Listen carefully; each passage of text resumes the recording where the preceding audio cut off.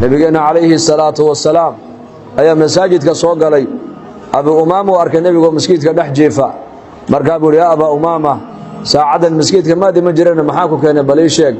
markaa buu yaa rasuul allah walwali walbahaar baa hayay buu walwali walbahaar oo xaquu kaaga yimiday dayn laygu leeyahay oo layga rabay inaan daynkii aan iska celiyo xilligii la celinayaa la joogaa aniguna waxaan ku celiyo ma haysta buu markaa buu nabigu ku yiri sallallahu alayhi wasallam duca ayaan ku barayaa duco hada ducada galinka hore aad akhrisatid hal mar galinka dambana hal mar aad akhrisatid hamigana ilaahay azza wa jalla waa ka qaadaya oo ilaahay hamiga uu ka qaadaya daynkana ilaahay waa ka bixinaya buu nabigu ku yiri ku salliya rasuulkeen nabigu ma oran Abdurrahman bin Auf u tago deynka ka bixiyo Uthman bin Affan u tago deynka ka bixiyo Abu Bakar ba halkan joogo deynka ka bixin ma oran nabigu sallallahu alayhi wasallam waxa uu nabigu baray duco ayuu baray da ducada galinka hore aad tiraadid mar galinka dambana aad mar tiraadid hamiga ku hayana waa laga faydaya daynkana ilaahay ba ka bixinaya markaa buu nabigu ducada buu siiyay Allahumma inni a'uudu bika min al-hammi wal-hazan wa a'uudu bika min al-'ajzi wal-kasal وأعوذ بك من الجبن والبخل وأعوذ بك من غلبة الدين وقهر الرجال أبي أمامة رضي الله عنه دعادي بقاتي مركب وحول دعادي بان بلابون أخرستي همجي هي إلهي وإيقف فيدي دينكين إلهي وإيقف بحيبي الله أمد النبي عليه الصلاة والسلام مال بو كحرة مال بو جيديني مال بو كجيديني مخلوق كجيديني إلهي بو جيديني حقيسة مخلوق لأن شغاد النبي الله صار عالم الله كان وحي هيد دات كان إن المخلوقات كأي كل جسين إنه كجويو وإلهي كحر على النبي الله صار إلهي إنه كحر خطبة منبر كيسوق النبي قلت أجمع من سوق إن الرد بادية يا رسول الله مركب النبي خطبة دي جوجي أودا جيست roob la'aan baa jirta xoolihii way dhamaadeen ya rasuul nabi mubaaraka oo ilaahay barakeeyo baatay gacmaha kor u qaado noo ducee markaa buu nabigu gacmaha kor u qaaday yiri ya allah allahumma aghithna ninkii halkii taagan baa ilaahay roobkii sii daayay jumca toddoba maalmood iyo 8 habeen roobku kala gu'i waayay isla ninkii baa jimcadii dambe nabiga mambarka taagan halkiis soo taagay wuxuu yaa rasuul allah xoolihii way dhamaadeen haddana oo maxaa dhameeyay roobkii baa dhameeyay biyihii daadkii markaa buu nabigu allahumma hawalaina wala alayna ilaahu hareeraha yaga ee ilaahu anaka naga kor qaad buu rasuulku yiri markiiba roobku waa istaagay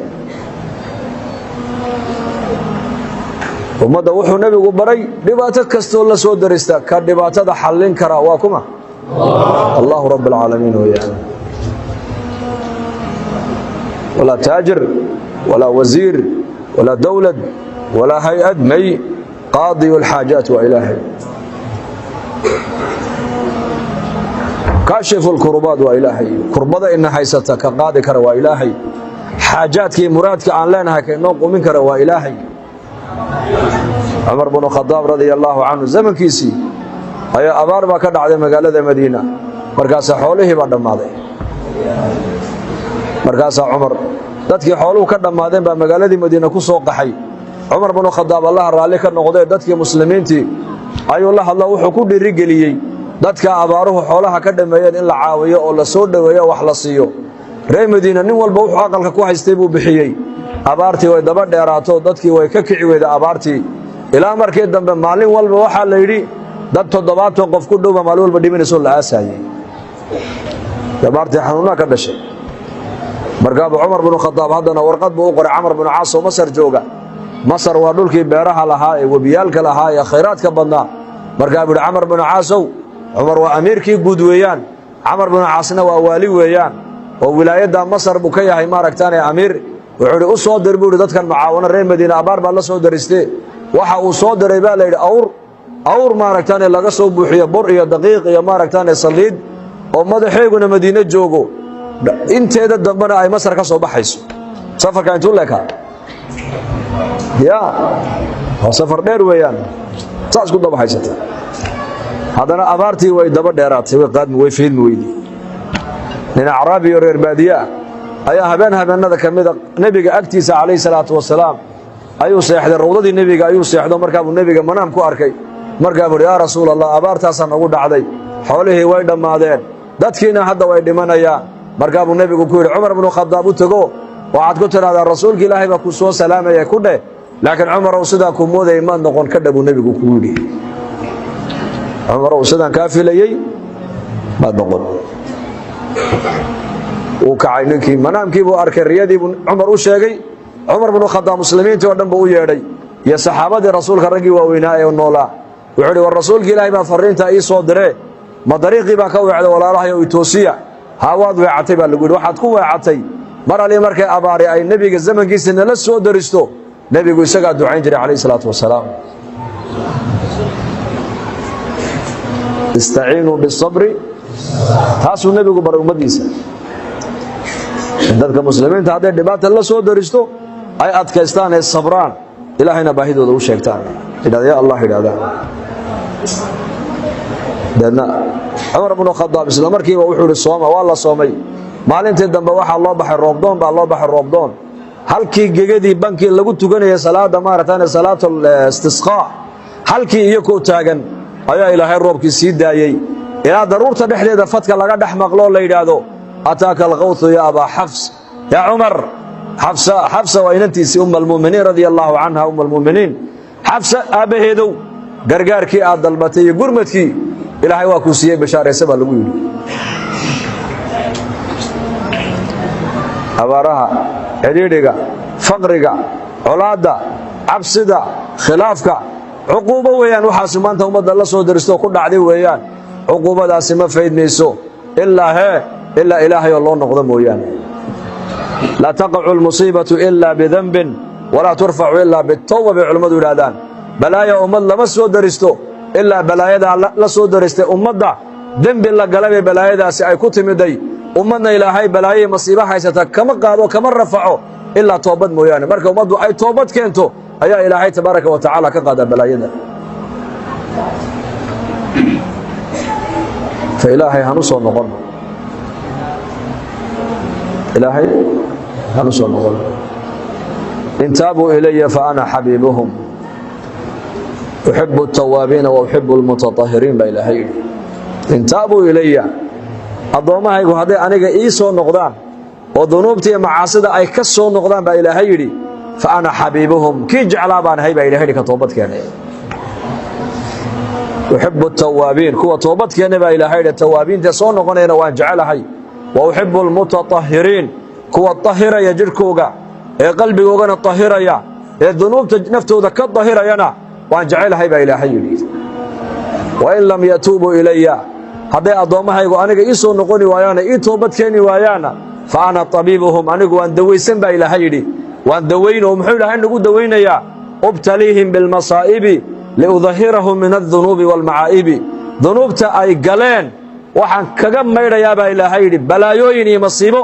ayaan u keenayoo ku ridayaa baa ilaahay yidhi, si dunuubta iyo macaasida ay ku dhaceen aan uga maydha baa ilahay yidhi addoommahayga. marka faqri hadduu muslimiinta la soo darso, faqrigaasi waa dembi dhaaf. abaar haddaad maqasho muslimiin bay ku dhacday, abaartaasi waa dembi dhaaf. xanuun baa muslimiinta ku dhacay haddaad maqasho, xanuunka la soo darsay waa dembi dhaaf. mucaad binu jabal abaa cabdiraxmaan, allaha raalli ka noqdee, fii caami طaacuuni camwaas, waa طaacuun taqriiban 70,000 baa lagu qiyaasa dadka ku dhintay طaacuunkaas. waa xanuun jirka dusha ka soo baxaya, deedna qofku u dhimanayaba khalaas, affection. xanuunkaasi ayakoo jooga falastiin buu ku dhacay. marka abaa cubayda ku dhintay, mucaad binu jabal baa ku dhintay, saxaabada rasuulka raggi ugu qiimo badnaa baa xanuunkaa ku dhintay. walaakiin mucaad binu jabal, allah raalli ka noqdee, mambarka isagoo dul saaran, xanuunkaas sina inankiisii cabdiraxmaan buu hayaayoo sankaraada, mambarkuu soo fulo khudbaddii jumcada ayuu jeediyo, wuxuu yidhi alaa inahaa raxmatu rabbikum wa dacwatu nabiyikum wa qabdatu saalixiina min qablikum, allaahuma ajcal ilaahayow, hadal macnihiisu ahaa alaa intabihuu baraaruga buu yidhi xanuunkan daacuunkan inala soo darsay ina haleelay waa naxariis ilaahay xaggiisa ka timiday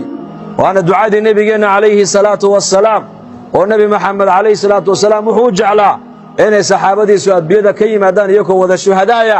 qofka daacuunka ku dhintana waa shahiid weeyaan waqabdatu saalixiina min qablikum dadkii wanaagsanaa inaga horreeyeyna markuu ilaahay adduunyada ka qabanaayo xanuunkaasaa ilaahay ku qaadi jire gacmaha intuu kor u taagay buu yidhi ilaahow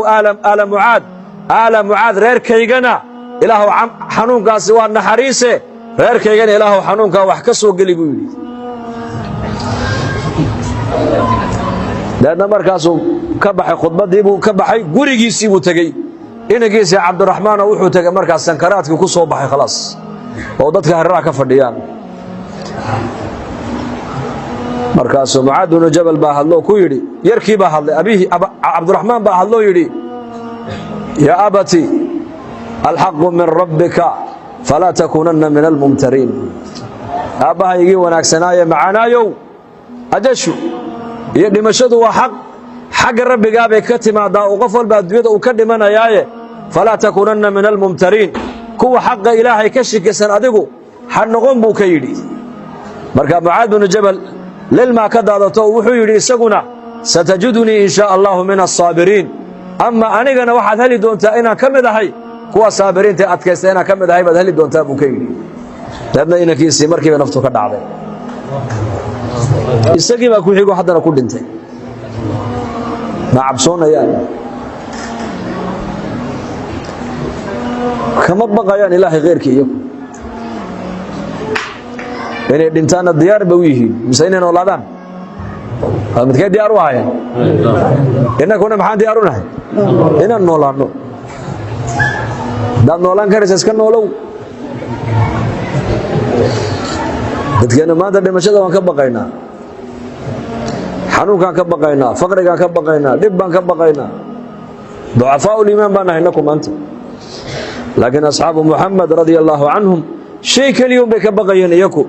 dunuubtooday ka baqayeen bas maxay ka baqayeen dunuubtoon bay ka baqayeen limaada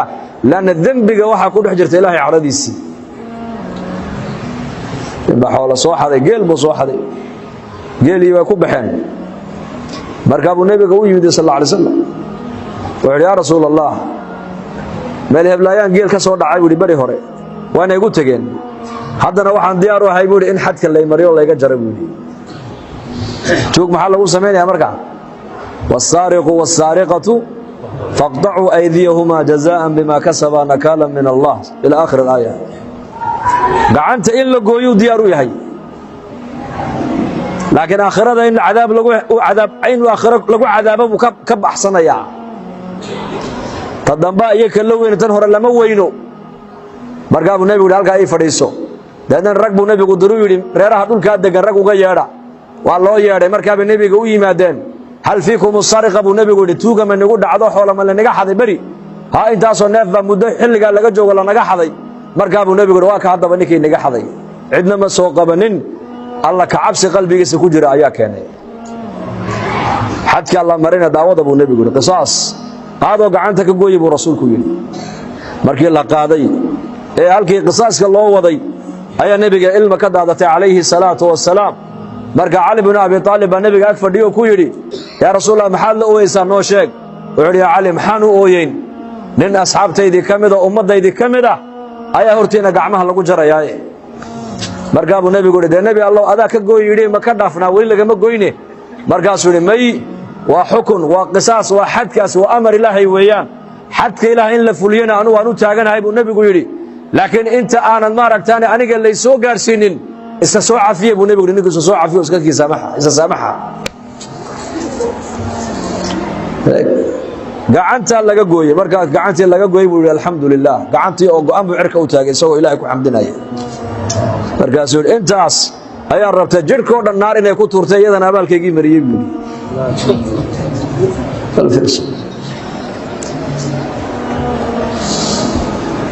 yaa allah mid kaloo saxaabada ka mida ayaa waqtadahira xilli waqtadahiro oo cidaadu ay kulushahay oo magaalada madiina uu dhex socdo ayaa inan yarba oo yaa ka soo horbaxday gabadh yar markaa buu qabsado u dhudhunkaday wax kale kuma samayn markuu masaajidkii tegay buu ninkii seexan waayay dambi baad gashay waa dhunkasho inagana dadkeena maanta muslimiinta qaarkood dunuubtii kabaa'irka iyagoo ku dhex jira haddana ayay qoslayaanay barjaynayaan taslama kabaa'ir zinadii tuugadii shirkigii kibirkii sixirkii balaayo iyagoo kabaa'ir dunuubtii waaweyneed salka dhexdeeda ugu dhex jiro dhex fadhiya ayay isku haystaan inay waxbaba samaynba asxaabu muxamed ahe inan yar oo dariiqa ku helo labadaa dhinac uu ka dhunkaday ayuu ka seexan waayuu yidhi dembi weyn baad gashay ilaa uu nebiga u yimaado calayhi salaatu wasalaam yaa rasuulallah dembigaasaan galay xadka hallay mariyo markaabuu nebigu yidhi fadhiiso waxyigaa markaa soo degaya ila qur-aanka shareecaddeena islaamku hal mar keliya ma soo wada degine kolba inta ummaddu ay qaadi kartay shareecaddu soo degaysay kolba inta iimaankuu ziyaado ayuu qofku shareecadda qaadi karaa kolba inta shareecadda ay qaadi karaan asxaabtu ayaa shareecadda la soo dejinayay oo xataa taxriim alkhamr khamriga marka la xarimayey mar keliya lama xarimin jaranjaro ayuu soo maray taxriimku jaranjaro waxaa loo sheegay oo la yidhi manfacana uu leeyahay oo qur-aanka wa min thamaraati الnakhiili wاlacnaami tattakhiduuna minhu sakaran waxay ka sameeyaan sakhradda khamriga ka sameeyaan baa qur-aanka loogu sheegay markaasaa haddana la yidhi xukunkii labaad ee ku xigay wuxuu ahaa baa la yidhi laa taqrabu الsalaaةa waantum sukaara xataa taclamuu maa taquuluun war bal salaadda uun ha imanina idinkoo sakhraansan ilaa aad ka ogaanaysaan waxaad leedihiin ma saxba mise waa qalad haddana waxaa ku xigay ilaa la yidhaha fahal antum muntahuun ma ka reebtoomaysaan khamriga waa la xarimay be sidaa darteed ba shareecaddu kolba inta iyaku qaadi karaan ayaa shareecadda ilaahay soo dejinaayey markaa buu nebigu ninkii ku yidhi ii fadhiiso deedna markaasaa aayaddan qur-aanka nebiga ku soo degtay waaqimi الsalaaةa طarafay الnahaari wazulafan min alleyl ina alxasanaati yudhibna الsayi'aat dalika dikraa lildaakiriin ilaahay baa le salaadda shanta waqti ooga gafafka yaryaree iniga dhacay salaaddaa aad la timaadeen eed gadaasheeda tukateen ayaa gafafkii yaryaraa ilaahay ku kaxaynaya uu ilaahay ku tirtirayaa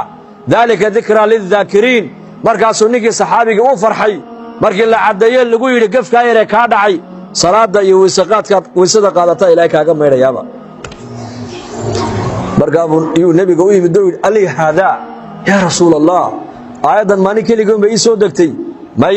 bal lijamiici ummatii kullihim baa nebigu yidhi adiga kuugma soo degin keligaaye ummaddaydoo dhan bay aayad u soo degtay buu nebigu yidhi calayhi salaatu wasalaam aayaddaas waxay u soo degtay ummaddaydoo dhan marka dunuubtooday ka baqayeen iyaku dunuub